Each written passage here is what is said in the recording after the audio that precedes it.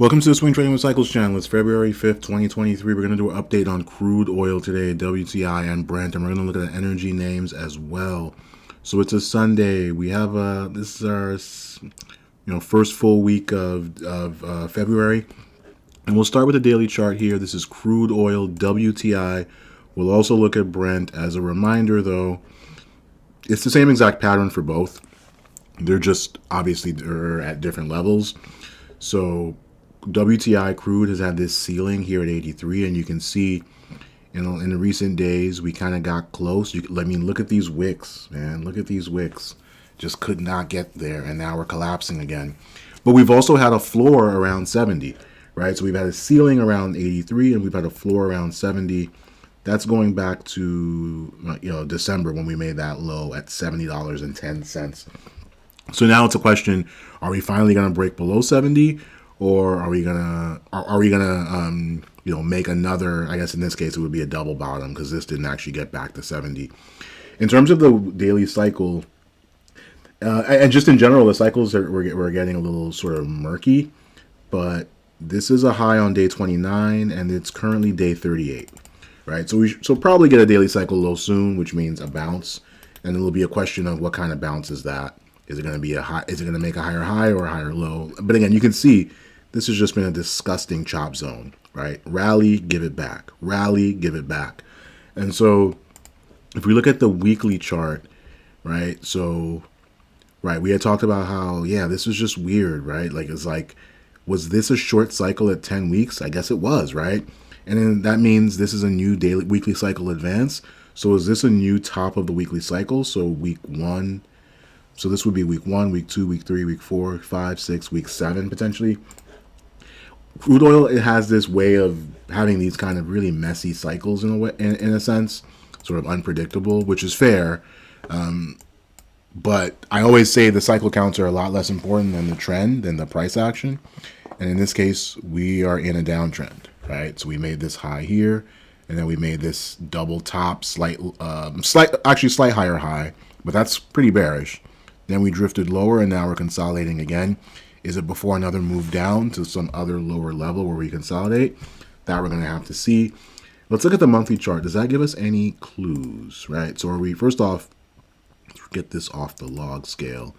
Ooh, that's a bad looking. So we talked about this in the previous video. Did we make our low and now we're about to make a new, was this our long-term cycle low? Now, this is starting to look more and more ominous. Again, we talked about 70 being the floor. This is just a monthly version of that, right? This is your $70 level in the December doji candle.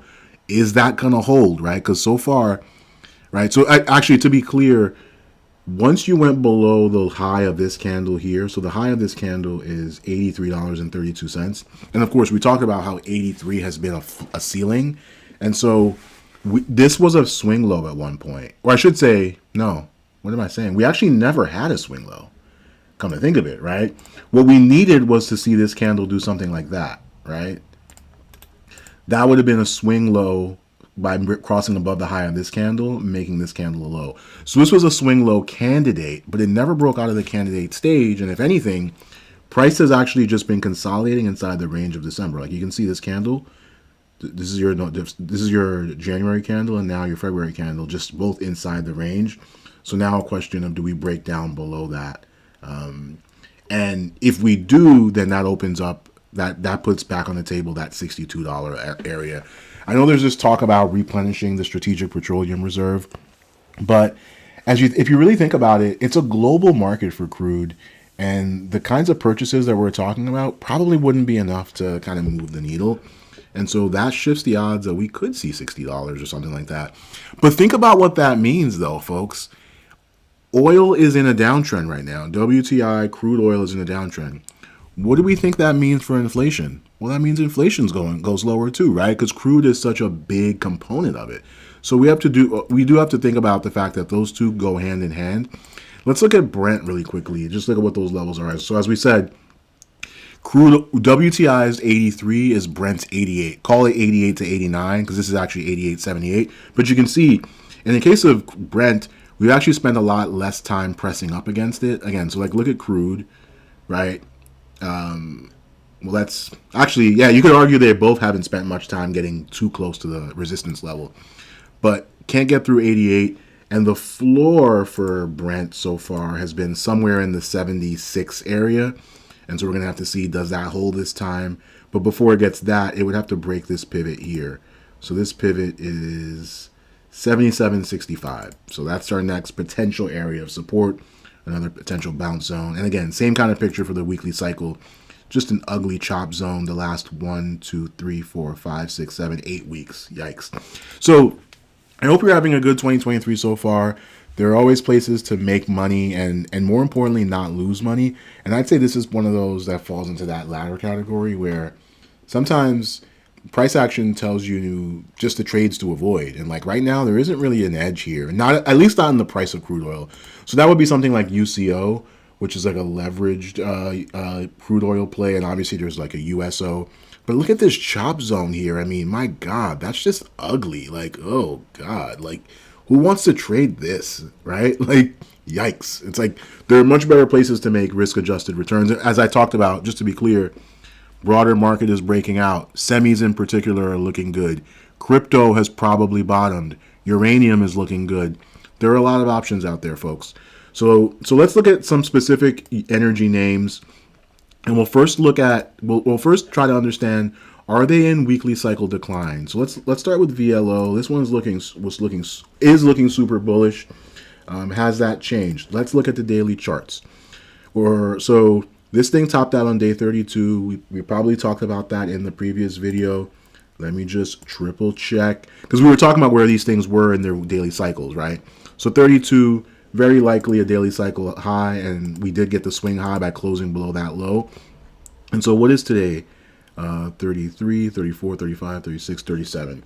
So Monday will start day 38. So we definitely have long cycles for these things though. So even though day 38 for some other assets would be a long cycle, in this case, it's not even that long. The previous cycle was 53 days. So now that raises the question, is this a weekly cycle decline? The answer is probably, right? Look at that. Yikes. We made a weekly swing high. The same way that weekly swing, the daily swing low is in place. Or excuse me, daily swing high, excuse me. Once we broke below the low of this candle, that marks the high on this week where we made a new all-time high. So that's a low at 141. Once we broke below that, that created a weekly swing high. I mean, look at this big red candle. So the expectation is more downside, right? And this is pretty early in a weekly cycle. If this is week 7, that was week 8. And so that would mean, this week coming up is week 9. So that is interesting. And if we look at the monthly chart, this is just an inside candle. I mean, look at this giant monthly candle for January, huge range. So that's a range up at 150 at the high end and 119 at the low end. So we're talking about a $30 range. So pretty much a 30% range. Again, I put this in the category of, imagine if the next few months we get something like this. Like, imagine if the candles look something like this. Imagine that, folks. Imagine the frustration just kind of going nowhere for like 4, 5, 6, 7 months. That could be what we see. What we do know is that these things don't necessarily have to go exactly the way the price of crude oil goes, right? Crude oil could be going lower and these things could be going higher or sideways. And so we could see a period where this thing just kind of consolidates and just kind of an ugly, choppy mess. And that might not be not even just unique to Valero, but just kind of a general trend. Instead of having a cascade lower, we could just have this like consolidation. Because what you want to consider is this thing has been rallying for 34 months for the most part, right? Like this uptrend. Obviously, we've had these pretty steep downdrafts, but it's all kind of preserved this uptrend. So the question as to how long that can last. So that's VLO. Let's look at XLE. That's the big one because it's the ETF that encompasses most of them. We'll start with the monthly chart. It's actually pretty much the same exact picture as VLO. A big inside month, although it is red, and we're inside a massive range from January. So the January candle has a high at 93 and a low at 82. So about a $10 range, something like 12% for XLE. It is bearish because it's red. And we look at the weekly chart, it's the same count as VLO. We have a big swing high after a high on week 7. Except in the case of this one, that high on week 7 was not a new all-time high. It was actually a lower high. So that's actually more bearish than VLO. and you think about where we are in the weekly cycles or daily cycle, same kind of idea. Day 38 will start on Monday. We continue to decline. You could easily see this thing move down to 83 in that neighborhood. And that won't even necessarily be the low. So this is actually a pretty good short. It's also very likely that the broader market is moving into a weekly cycle low. So we'll pull up SPX, and we have a separate video on that. Definitely took a look at the pinned comment.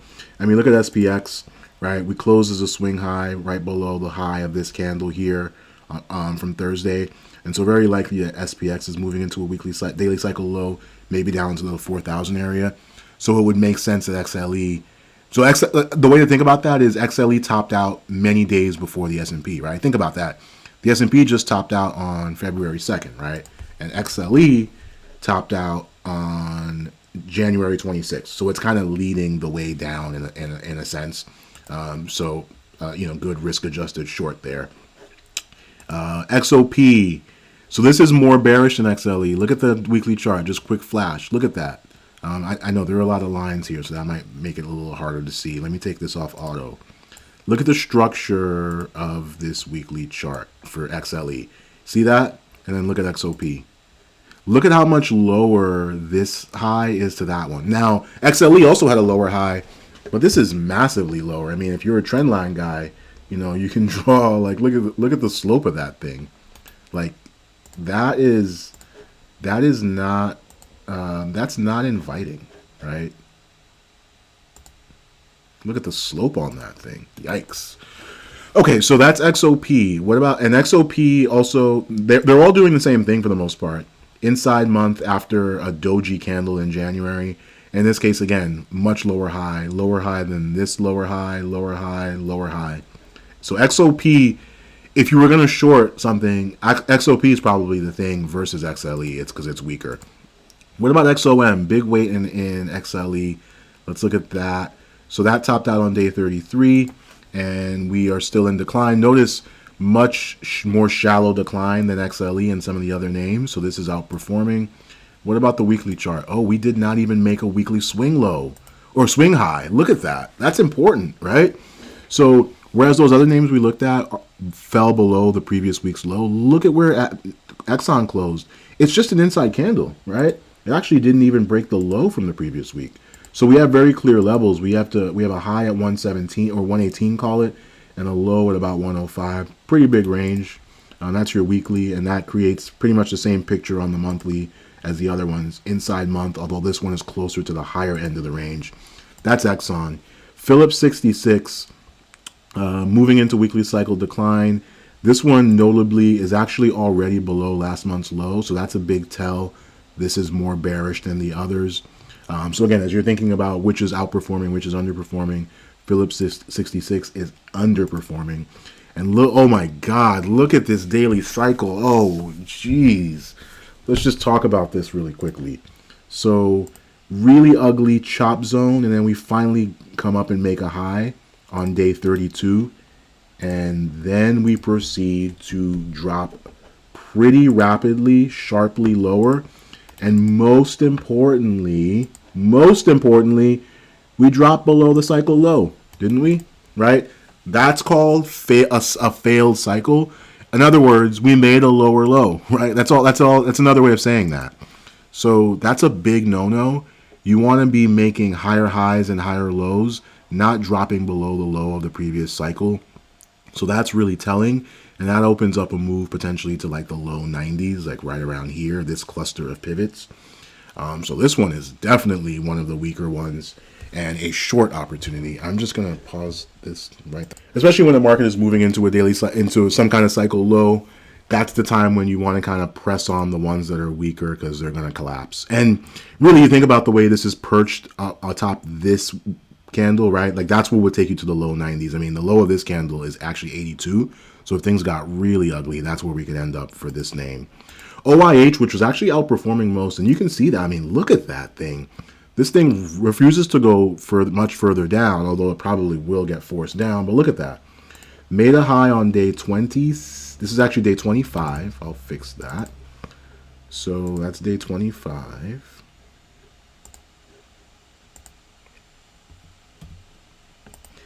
And then we just continue to kind of chop around, right? Let's see, how much are we chopping here? We're on day 37 now. But again, notice those other names where we were drooping lower. This is actually consolidating, more of a, quote unquote bull flag, right? Like classical formation, like this thing here. It is still lower than this high. That's important. But this is actually very promising. As we talked about, this is one of the outperformers. So when we do print this low, this will probably be the name that you want to ride up. I mean, look at that weekly chart. Again, just kind of remaining steadfast above this cluster of lows. So above that 3.0, like call it 308 is where we need to remain. If we can't, you could see a trip. Wow. I mean, that would be a pretty big move, obviously, from 308 down to 270. But it does open that up, so you want to be aware of that. And what is the monthly doing? Oh, look at that. Same thing as most of the others. Red month, but still just an inside month. But this is closer to the higher end of the range. Again, outperforming.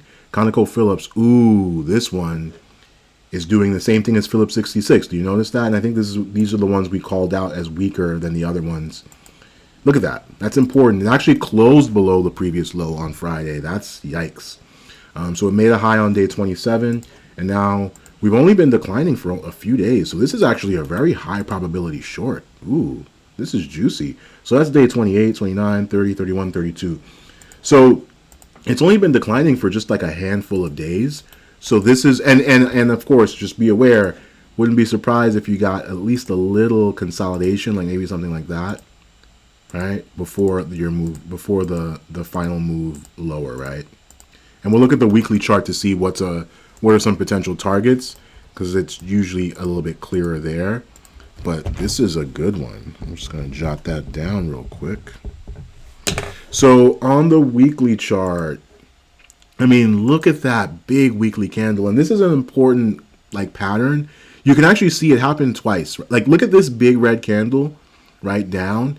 Like takes out like these gains, and then look at these feeble. We talked about this in the previous. That's right. We talked about this in the previous video that, and this is a pattern that all of them were doing. You had this big red candle from the week of December 5th that they were all trying to climb out of the range of, right? Like you can see the range of the candle, right? From there to there, and really those two candles form one compound range. But we poked our head above it, and then we just failed. That's a false breakout, is what that is, right? Said another way, also. This is a bear flag, right? I'll just draw the actual trend. That's your trend lower. That's your bear flag. And then that's your lower high. Another lower high. Like that's what we would expect, right, at this point. And so these patterns don't always play out, but it's important to kind of recognize that in your mind's eye. Like, oh, is this potentially a bear flag? And the other, like, look at that. All of these gains. So 1, 2, 3, 4, 5, 6, 7. All the things that happened in these 7 weeks wiped out in one candle.